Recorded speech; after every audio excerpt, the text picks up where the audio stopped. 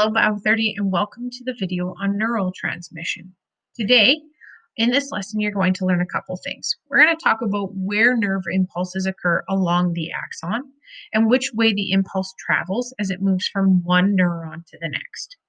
We're also going to discuss what happens at an impulse when it's sent down the axon. So there's a couple key words we're going to look at, things like the words rest, depolarization, action potential, repolarization, and recovery period.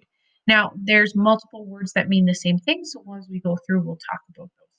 We're also going to talk in depth about how sodium and potassium ions really drive the impulse propagation in our body. So propagation just means the moving forward of the impulse as it passes along neurons.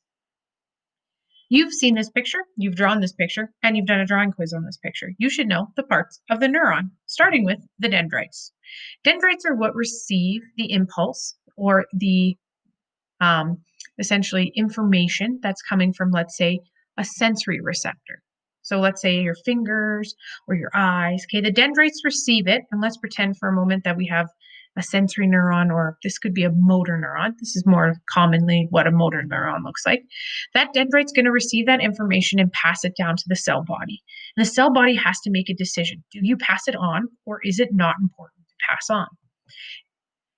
When it decides to pass it on, because this is a myelinated neuron and it has a myelin sheath that covers the axon, this is going to propagate by jumping between each myelin sheaths at the place called the node of Ranvier.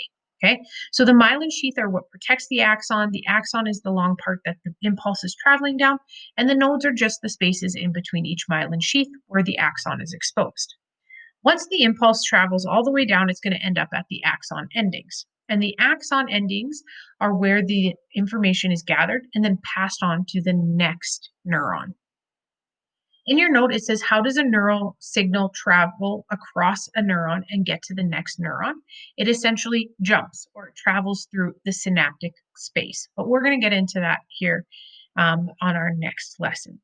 So for now, what we're going to do is we're going to talk about where does a nerve impulse occur. So we're going to take and look at the nodes of Ranvier, and we're going to zoom in real close here. So here we have on either side, if you look here, this is a myelin sheath, and this is a myelin sheath, and this is the axon.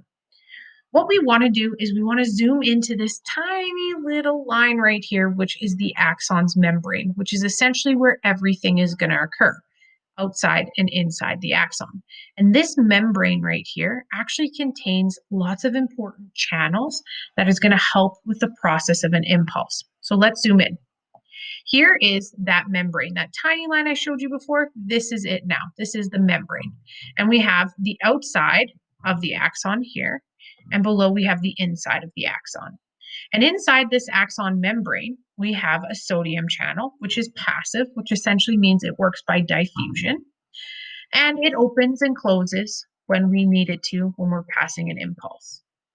We have a potassium channel, which also works through passive diffusion, or passive transport, sorry, which is essentially diffusion. And it too opens and closes when it needs to. The sodium potassium pump is an active pump, which means that it transports different ions by using energy. So that's really important to remember as we get to talking about recovery, because it needs to use that pump. And it spins around doing its job. Now, in this video, you're going to see sodium ions represented by little pink rounded off objects and potassium ones by squares. As we go through, I would recommend maybe watching this fully before you add it into your notes, because then that way you can see what the full picture looks like, or you can pause it after each phase and draw each phase. It's up to you.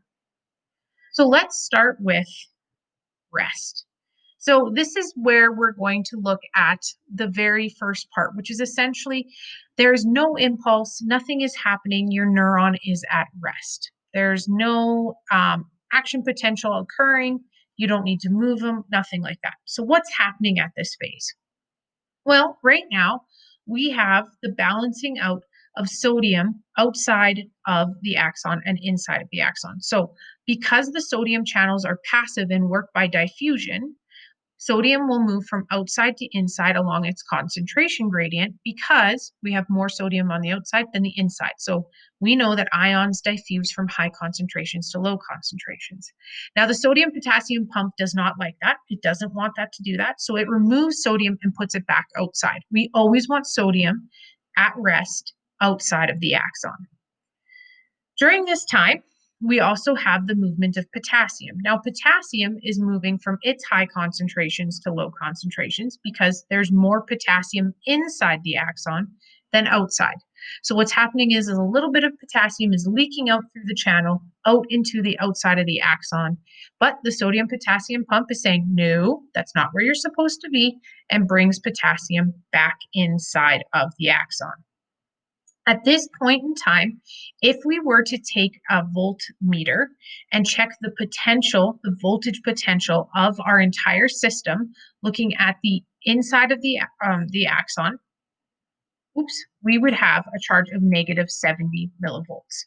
So at this point, you could draw this picture. This is showing you rest of a neuron. Now, how do we calculate the membrane charge? Well, we take the inside minus the outside, and essentially we figure it out. But that's okay. You don't really need to know that. What you need to know is this is rest. We also refer to this as polarized, okay? So there's polarized, depolarized, repolarized. Rest, action potential, recovery period. But I'll talk about them together when we get through those. So beside your picture of rest, you might also want to write the word polarized. So again, here's rest. Charge is very important, showing sodium all on the outside, potassium on the inside, and showing the movement of the channels at this moment.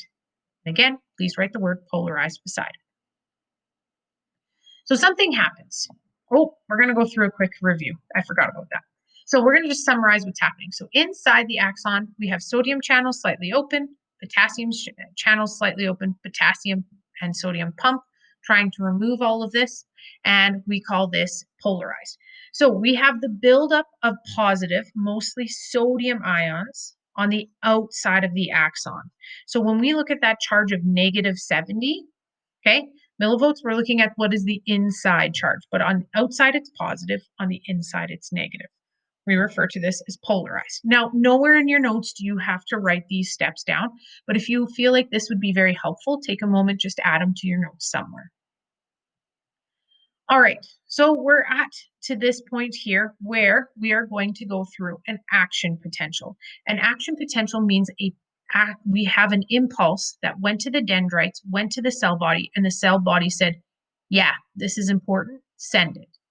So what happens is when an action potential occurs, your sodium channel your sodium channel opens up really, really wide and lets all the sodium from the outside of the axon race into the inside of the axon. The sodium potassium pump can't keep up. Its job is to constantly move them back into the state that they were at rest, but it can't keep up. So all the sodium rushes inside. The potassium channel is actually closed at this point, not allowing any potassium to leave. It wants all the ions inside of the axon. So this is what it looks like when an action potential is occurring. And we actually have a change of charge. So the potential of the membrane goes from being negative 70 to positive 35 slash positive 40. And that's because if you remember from the last slide, I said the outside of the axon is very positive. Well, now all that sodium came rushing in and it changes the actual potential to a positive number. We call this phase depolarized. So again, resting was polarization, action potential is depolarized. Please make sure you have this word written beside your action potential picture.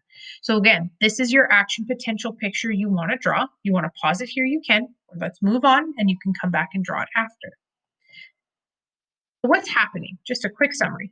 Your sodium channel, wide open. Sodium rushing inside. That is the most important part of this whole process right here. Sodium has to move, okay? So if you think back to chapter 9 in excretion, the kidneys, we talk a ton about reabsorbing sodium back into the blood. This is why it's important. your neurons need sodium. Okay. So the sodium channel opens up wide, flooding the axon with a ton of sodium. The potassium pump, the potassium channel closes, but the pump tries to keep working, but it can't keep up. So because of this, because we have both positive ions on the inside, we have a charge change from 35 to positive 40 millivolts. So positive 35 to 40. Again, we call this phase the depolarized phase. The last phase we are going to talk about has actually kind of two different parts to it. We call this the recovery period. So now what's happening is in part one, the opposite channel is opening. So the potassium channel is like, okay, it's getting too crowded in here. There's a lot of ions inside of this axon. Let's let some of them out. So the potassium channel opens up really wide and lets out a ton of potassium. Again, the sodium potassium pump is trying to keep up, but it just can't. So all the potassium leaves. That causes a massive change in the membrane potential once more, causing our charge to actually overshoot our original charge and become negative 90 millivolts. So the first one was negative 70, positive 35/40. Now we're at negative 90. This is just showing the swing in membrane potential as ions move. So that was part one of recovery. Part two now shows us that it is really important to go back into resting. It's really important that our neuron goes back to the state in which it is most comfortable, which is at rest or polarization.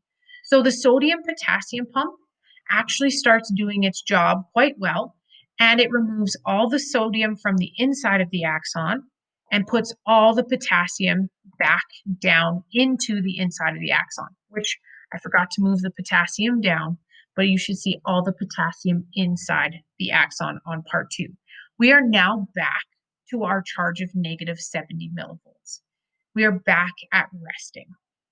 We call this phase the repolarized phase. So again, just like the other ones, please make sure you write this word somewhere so you have it as a reminder that it is important. So a summary of what we call refractory period, recovery period, or repolarization is essentially the sodium channels close, the potassium pump, sodium potassium pump is trying to work a little bit, but the potassium channel opens up really wide, allowing all the potassium to leave, move out of the axon, and causing us to have a change of negative 90 millivolts. That is part one of the recovery period.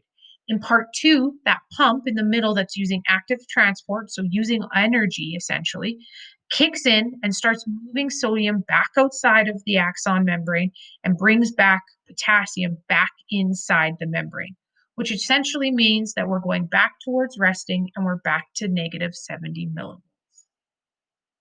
So if we were to look at how a impulse travels along down an action potential or going through an action potential, it looks a little something like this.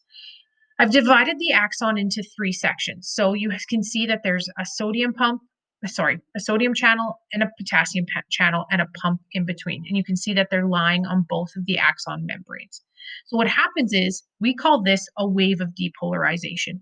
An impulse will always move from the cell body to the axon endings. Okay, it is always moving in that direction. It will never travel backwards. So we start with the depolarization occurring. So the cell body says, hey, we're sitting at resting, no big deal, but now let's have an action potential. So the sodium channels open up and they start passing this information down. So once sodium floods to the inside of the axon membrane, this starts to trigger a reaction all the way down. So once the sodium is inside on one side, they're like, hey, we need to let sodium in everywhere. So it starts to happen. But what's occurring as this impulse is passing down the axon is once depolarization occurs or an action potential occurs on one part of the axon membrane, it has to go into recovery period. So you can see here that what was in action potential or in depolarization now is in repolarization. And now the impulse is over here with depolarization. It sends it down the beautiful wave down here. And now you can see we are depolarized or in an action potential here. We're recovering here and we're back to resting here. And that is essentially how the wave of depolarization goes. It gets passed through the axon, and as depolarization passes, we recover and then we rest all the way down to the axon endings. So the impulse has moved now to the next neuron, and now this neuron, because it's all back and resting, is ready for the next impulse to come through. So in this lesson, you have learned a nerve impulse occurs where on the axon, in the axon membrane, and which way does it travel? Travels from cell body to axon endings. We also learned at what happens at an impulse is sent down the axon. So you learned about depolarization, repolarization, and resting, and you learned that they actually all have a little bit different names, and you've drawn each of the pictures. The pictures are super, super important. They are your drawing quiz. You need to know them. You've also learned why sodium and potassium ions drive the impulse, because it's their movement across the membranes that actually causes action potentials to occur. If you have any questions, please let me know, and I hope you have a great